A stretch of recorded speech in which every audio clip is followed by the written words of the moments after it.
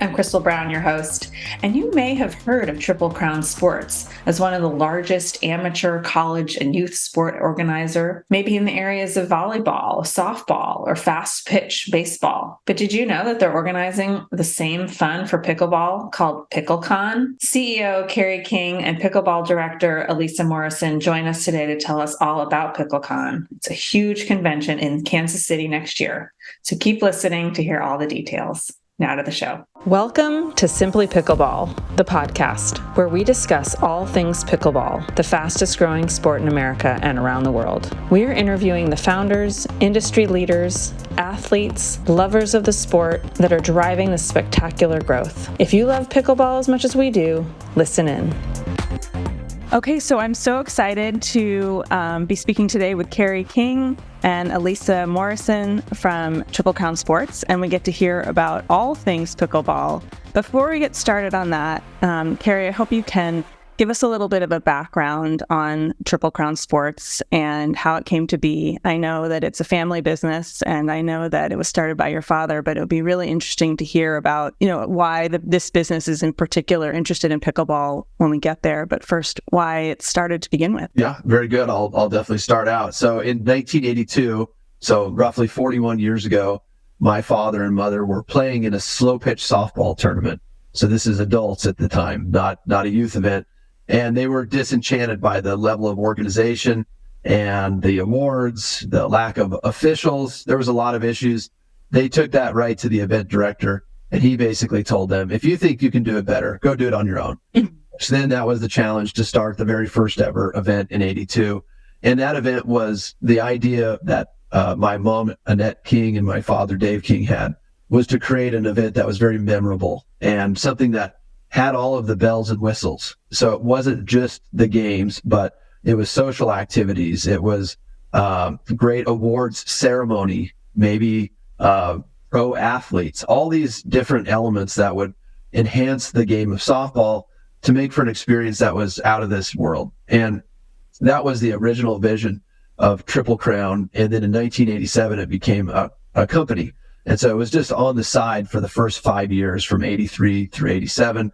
And then it really focused on expanding the slow pitch softball footprint. And zoom all the way to today in 2023, we now have no slow pitch softball events. And we are in youth baseball, youth girls fast pitch softball, youth volleyball, college basketball, and soon to be pickleball. And this will have a pro and amateur element and all kinds of different aspects to it. And it really encompasses that original insight that Dave and Annette had in 82 to create grandeur and joy and memories inside of the event itself.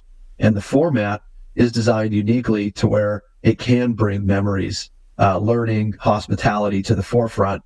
So it meets our purpose of why our Triple Crown Sports organization exists. And it also meets the mission of what we do, which is the creation of high quality events. And so it's very exciting that we're entering pickleball. It's gathered a lot of momentum in a very short period of time. And I think Alyssa's email inbox warrants that. We've never seen so much activity. And that as being an analyst going to Pickleball Director, it's a lot different now because a lot of people want to know more about what exactly are we building. What do you think your parents felt was missing exactly? If you could be specific, is it because there was, I imagine at the time, there's major league sports, so we can move that aside for a minute, even though we might talk about major league pickleball. And then there's collegiate pickleball that's coming, collegiate sports. But there's youth sports, but somehow it sounds like they had a vision of somewhere in between where maybe it's amateurs don't have a place to compete and have fun. They felt like is that what they were looking at that was missing? Yeah, you really had a niche market that wasn't being served a high quality product. And so what was there, what were tournaments that were very loosely organized. So instead of the schedule being posted a week in advance or a month in advance, it was, posted as you walked into the facility. Instead of having the facility maintained, which in the slow pitch softball world would look like an infield that has been groomed so it's flat instead of a bunch of undulations on the infield, and hawk lines that are actually painted, and an outfield fence actually having an official behind the home plate and one on the bases. And then when the event is being played, the teams are segmented properly, meaning the teams that are good are playing against each other the entire time. The teams that are in the middle and the teams that are mediocre, they're bunched and segmented together. Nobody was doing those kind of things for the amateur marketplace. And so when the event finished, the awards were there on site. There was an awards presentation, and it put a bow on the event, leaving great memories along the way, whether it was some of the social events that happened at night. There was not quite a runway model show, but if you can imagine a slow pitch softball uniform, okay, now you put that softball player on top of the bar, okay, and have them walk up and down the bar and auction off for St. Jude's Children's Hospital their jersey. So the person would come away with the jersey and the money would go to St. Jude's Children's Hospital. That was a fun way to celebrate softball, raise money for a charity, and also create a social environment that left lasting memories. And so when we would produce events early on and really throughout the time frame, the events were produced in destinations that were engaging for the family. So places like Steamboat Springs, Colorado is a ski resort community. And in the summertime, it has lots of horseback riding, fishing. It's a beautiful, cool weather setting. Those were the initial building blocks, is to build those kind of highly organized events around social and high quality ingredients in settings that generated an expansive place for your children to be at, or maybe your parents would come watch you. Even if they were older parents, they would be with the grandkids at the time. Yeah. Tube the river. We did so many different, we call them spin events. And another way to look at that is if you were to go to a typical hamburger joint, you have very limited options at McDonald's of what you can do. You can put the ketchup, the mustard, maybe some pickles, right? And cheese. But if you go to a place like a Smash Burger, you could put peanut butter and bacon, strawberries, and jam, and you can layer the burger to where you like it. And so Triple Crown is well known now for being that option where you can layer your experience, unlike our competitor events that typically produce the standard issue hamburger, or that hamburger joint that has the layers, the special ingredients, and the atmosphere, the high quality service, to where you walk away saying, I'll go back there again. Oh, that's awesome. So it's really event planning around sports, combining those two, and which is awesome because it's, healthy. I don't know about the peanut butter on the hamburger part, but so Alyssa, tell me about your inbox. So you said off camera, you said that your inbox is completely full. And what did Keri come to you and say, like, start some research? Like, how did this start over at Triple Crown? Because there's a lot of other sports you guys could have gone into. You decided to go into pickleball. Someone must have had a clue. Yeah, so it was Keri that came to me in 2018. And I had done research on a few other sports, a few that I was like, yeah, we can continue research, and a few that I said, no, this doesn't seem like a good fit for us. And so he came to me, and it actually as senior pickleball. And so that was what it was at the time. And I went to a few events. I did some research. I was like, it's a little more than senior pickleball. Let's just research pickleball as a whole. And so I researched it for probably a little less than a year, and then got our COO involved and said, okay, I think there's something here. There's good momentum and matches our values. I think there's a niche that we can provide something new to the sport, something different that there is not already out there. And so he got involved. We went to Keri with it, and he's like, yep, keep going with it. And so I had some resources, and we're planning on getting into it. Had someone hired and had an event kind of scoped out for 2020. And then, as we all know, COVID hit. And so as an events company, had to navigate that as everyone else did. And so kind of pickleball took a back burner, like didn't think about it. We're like, okay, we're just putting the kibosh on this. We'll revisit it. So after we got through COVID, stayed alive as a company. And then probably about the past year, have been researching it again. And I'm glad that Keri had the foresight he did to start research in 2018, because it's very different, right? If anyone has been around for 6 years, pickleball has grown tremendously, but it's also changed tremendously with just like the number of players, the number of tournaments that we provided, the number of tournament providers and people and money in the game is just crazy. And so it's been really great to see it from the beginning and then be able to change our vision for what's now needed in the sport, because it's very different than what we originally thought was needed back in 2020. Yeah, and I want to double click on that and get into that. And I think so. Keri, when she came to you, or the COO, whoever came to you and said we want to look into pickleball, what were your first thoughts? Had you played pickleball? Had you heard of pickleball? Yeah, I had dabbled at playing pickleball at the time, and I realized that different age individuals could compete against each other at the same time, and some of the let's call it youthful abilities in sport, where as you age over time, you can't do as much. They were somewhat eliminated out there. There were people that were older than me that were way faster somehow, and they were able to get around the court with no issues. And I saw that the sport could be expanded into multiple different ages. And like Alyssa noted, it wasn't really just for seniors. In fact, it was a lot of fun for somebody that likes to downhill mountain bike and snowmobile. I'm a snowmobile hill climb racer as well, and I like high speed things. And this right there is one of these sports that satisfies the connection with others, but you still have this opportunity. And this is something that I talk about a lot, but you still have an opportunity to create losing. And I think if you can create moments for loss, it builds the character for when real loss happens in life. And so it's a practice ground in a game setting to learn how to lose and pick yourself back up again. And so any kind of way we can create competition so that we can learn to be resilient in the face of adversity, because our life is chock full of adversity. And it's not losing a pickleball match, it's losing our mother or our father, or God forbid, a young child. And these are the things that really help to build character, help to build resilience in people. And so if we can create fun memories around sport and segment people to where they're playing the right opponents or the fun opponents or the best opponents, and we can create this atmosphere where people can walk away and say, I can't wait to come back. Yeah. That's so interesting.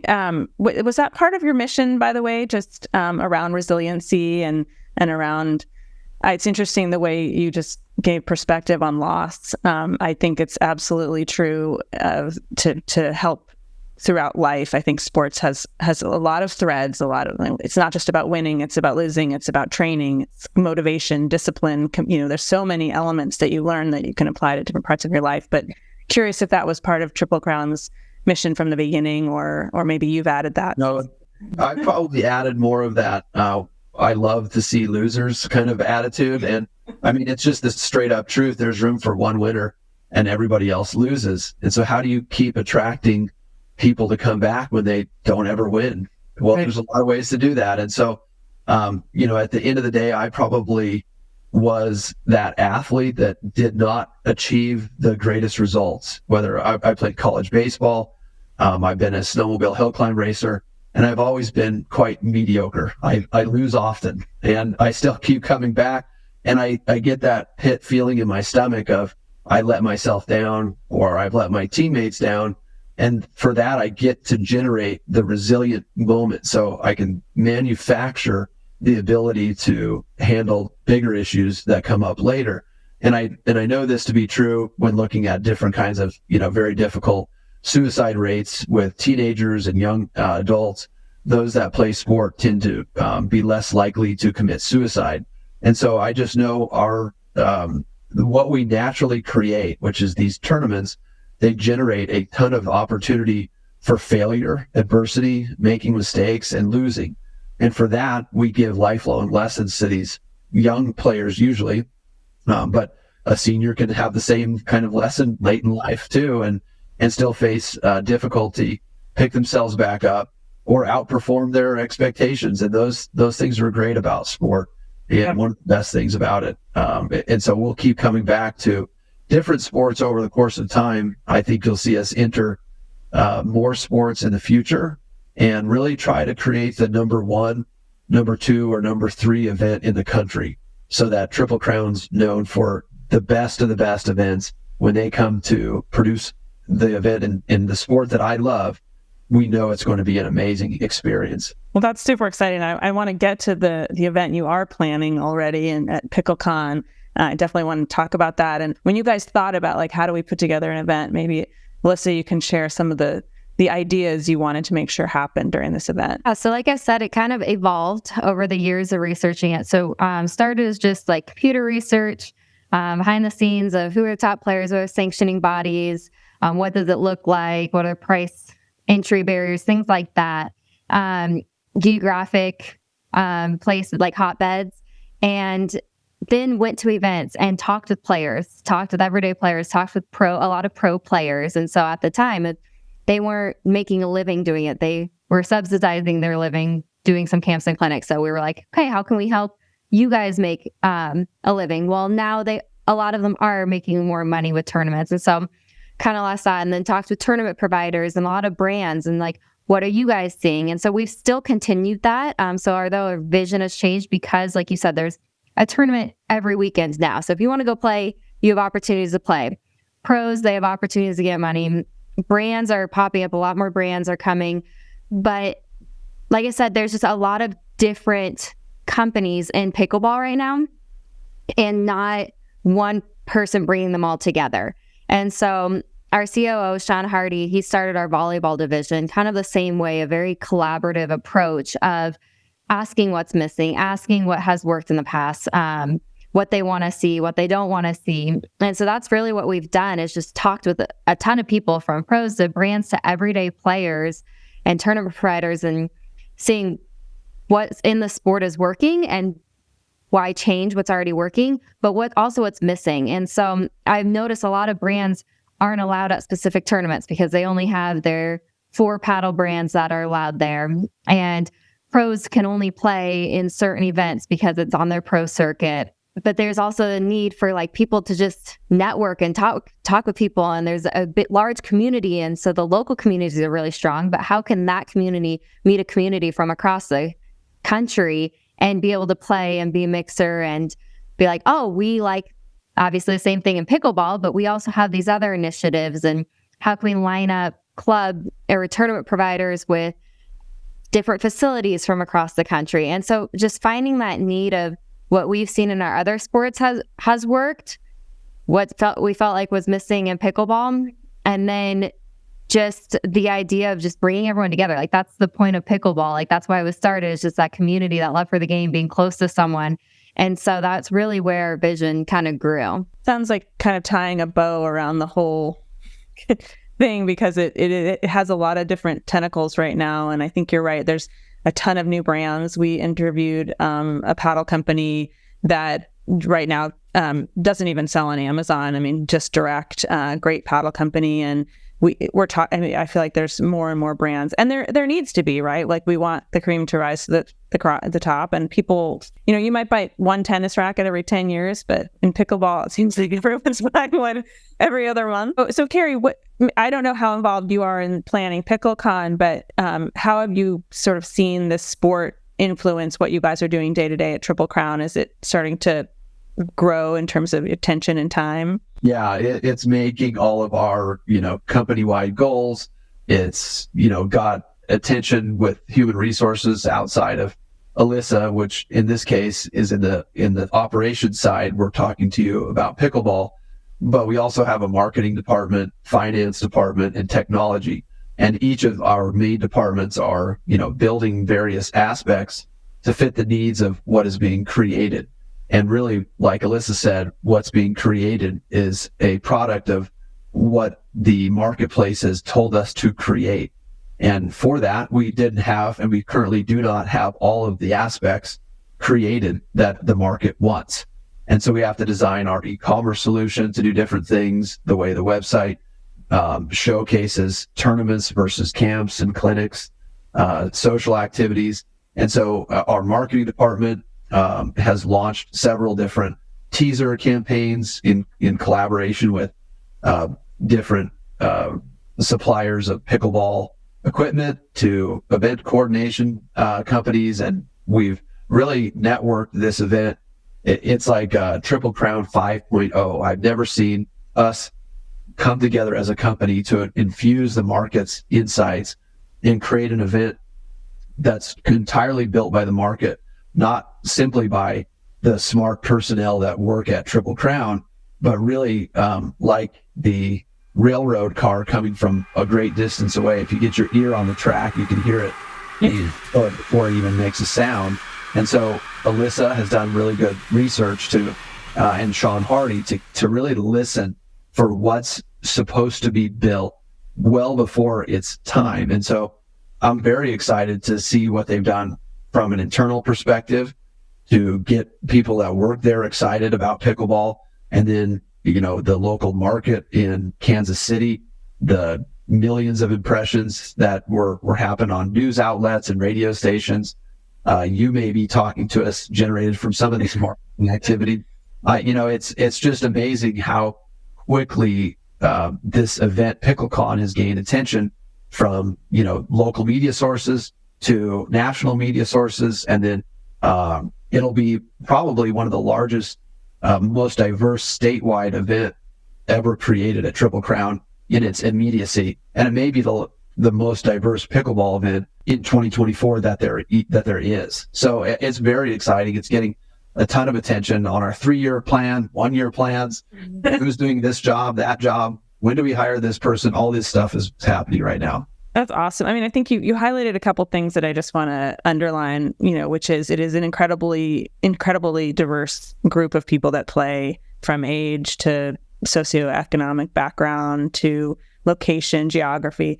And I think that's what's really exciting about it, and what I personally like about it. Also, I was a competitive athlete in college, and since then have not really wanted to compete. I have tons of friends that say, like, you should do a triathlon, you can swim, you can run, and I don't care about it. And now that I play pickleball, all I want to do is compete every day. And so, and part of that is because it's so much fun to compete, and it's, short games. You can compete in all different formats. And I also and again, kind of underlining that it's one of the only sports where men and women compete against each other pretty fairly. I mean, there are a few other sports like that, but not a lot. So I think that diversity you are expecting at PickleCon, you will get for sure, based on what I've seen. So, sort of diving into PickleCon a little bit, maybe we can talk about what we should expect and who's going to go and what's your vision so far? Right. PickleCon, so it has all the convention aspects. So it's 400,000 square feet of convention center space, wide open. We'll put down, right now it's spec'd out to hold 100 courts. That'll change as we get going with multiple tournament providers, so that we'll have a lot of different people running their own tournaments inside our event. So again, give that diversity of opportunities and options for type of product that you want to be seen there. Multiple camps and clinics. So having pros come in, teaching clinics, having destination camps, doing a mini camp there, having other camp providers come in and showcase their product. And then a ton of vendor space available with courts inside Vendor Village to do demo. So you can demo paddles, and you can do pro-ams and different activations at the booths. And then just the convention side of panel discussions and educational breakout sessions. So there's new technology popping up everywhere. So how can we advertise and explain those and get people in front of a wider audience? And then a lot of people are wanting to get into refereeing and figure out, it's a whole process. You learned there's an entire process. I was like, oh, we can just get referee certified at our event.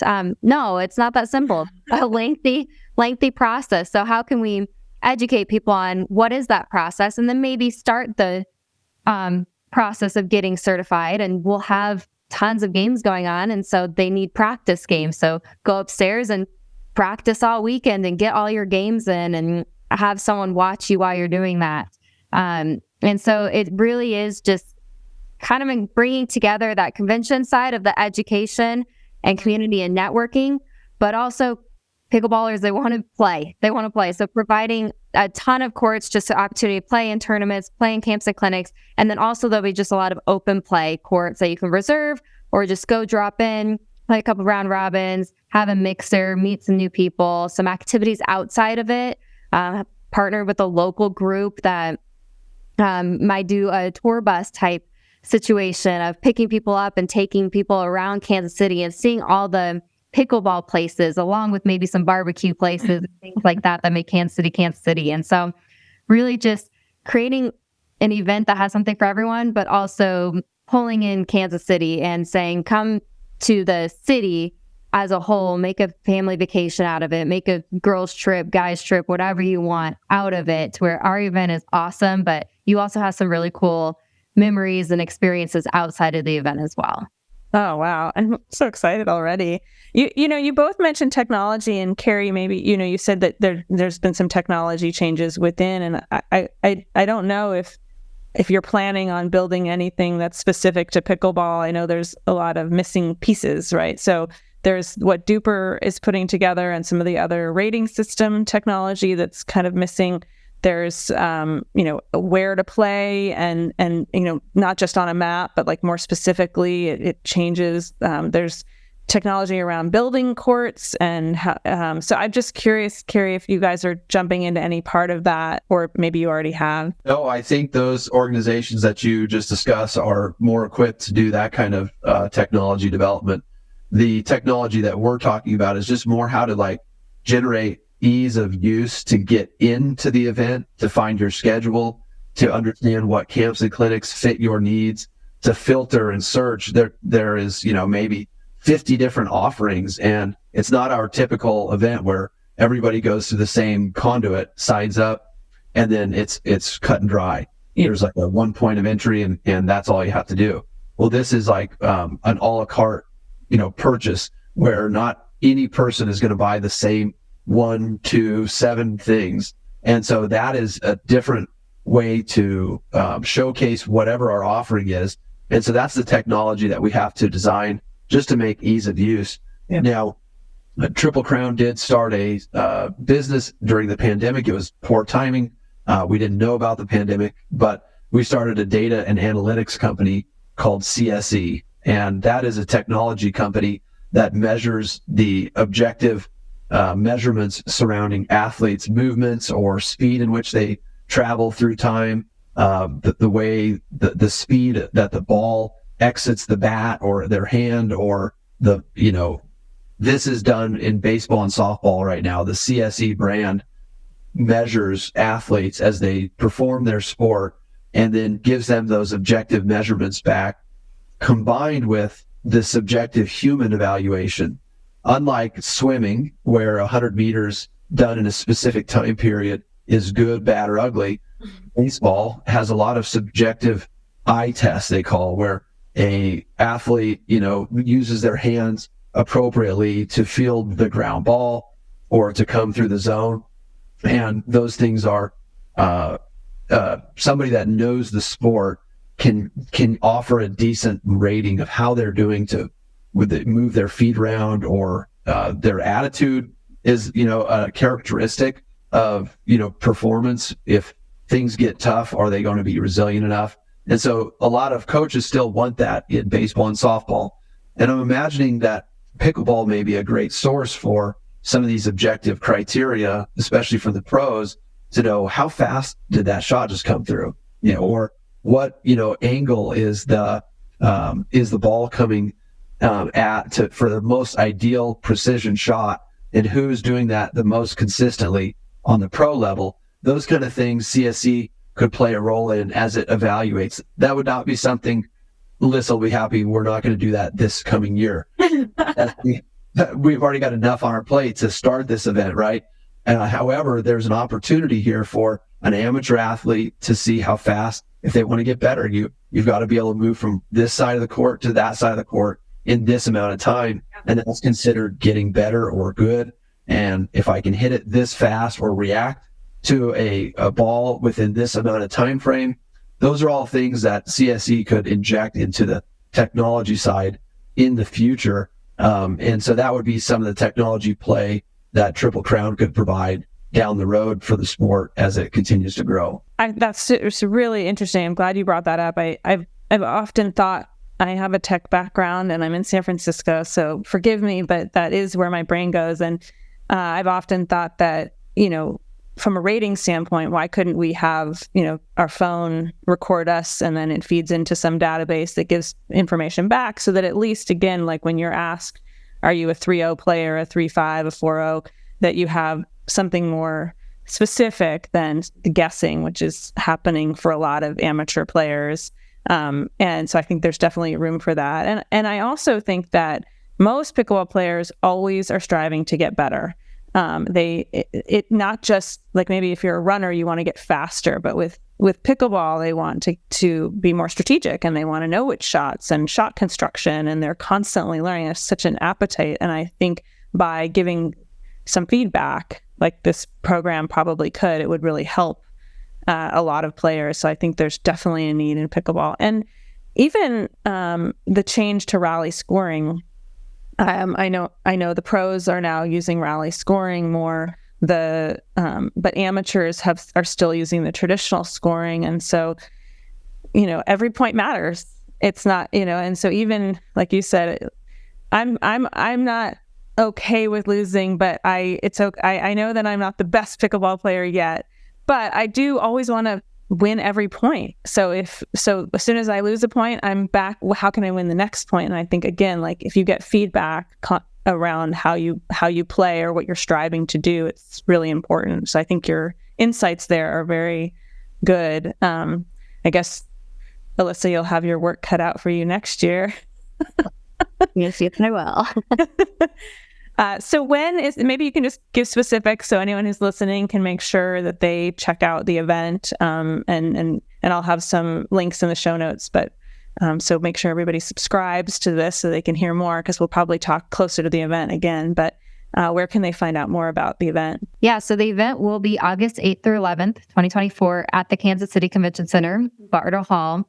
And we have websites. You can see it via triplecrownsports.com or just go straight to it at PickleCon.com. And so we'll have all the information up there as we release it, all of our partners that we're talking to inside the pickleball world, as well as ways to get involved. So like we said, we have a very collaborative approach. So there's a get involved tab of, do you want to be a vendor? Do you want to run a tournament? Or just, do you have brands that you want to see there that maybe we haven't talked to yet? So gives us an idea of who to reach out to and continue building that event with the public and with people. So Keri, do you think that your dad is he interested in pickleball himself? Would he be excited that you're going into pickleball? Is he like, look, any event is fun? He's very excited. He still is in the office. Listen to this. I mean, we walk by his room every day. We go to the office and he's still in there with grease boards, and he's coming up with different ideas. He's the one that generated the CSE company with data and analytics. And that was born after he passed the CEO transition from himself to me in 2017. With that space, he had time to think, and he thought, well, I've been developing players my whole life. He's been a coach for over 45 years, and he transitions them from the amateur field into collegiate. And all of the athletes, the girls softball players, end up playing college somewhere. It's just, will they stay at that college? Will they be happy? Will they get playing time? Will they exceed? Will they be a role player?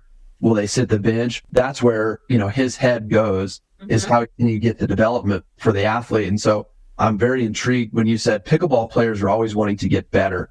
And I love that, because I think that it gives a lot of opportunity for Triple Crown, because we are good at giving feedback, whether it's through the segmentation of, hey, if you get better, you'll be in we call them power pools, or, you can earn your way to play with the elite customers. And so my dad is very innovative. He's inventive, and, he has heard the way in which we put all the disparate tournament providers together and all the brands. And he's super excited how we've done it.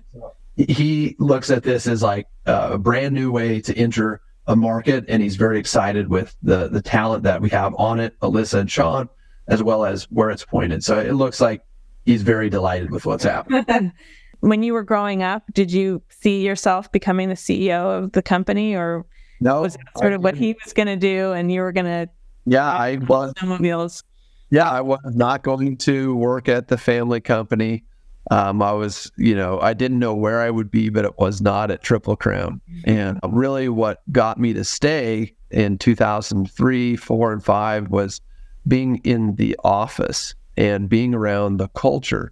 And it's a culture of respect, family first, and work ethic. And so if we know that those associates that excel the most at Triple Crown prioritize their families before work, and the work will get done. And so we have this culture where we're respectful of each other. We can have our families come into the office. We can leave the office to go to weddings, funerals, school plays, sporting events.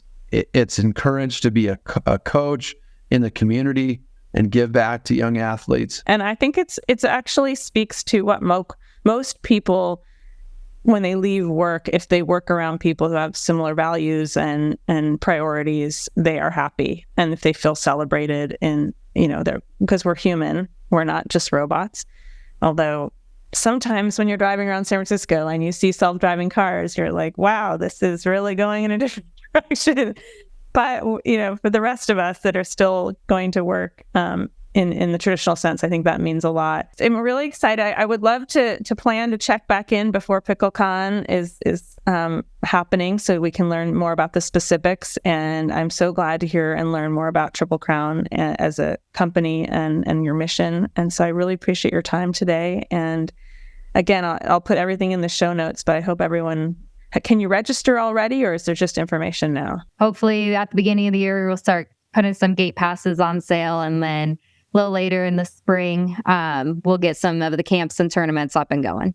Awesome. So hopefully people listening can reach out and make your inbox even more full. Awesome. Well, you guys both, thank you so much. Good luck to both of you, and really, really interesting conversation about Triple Crown and PickleCon. So thanks.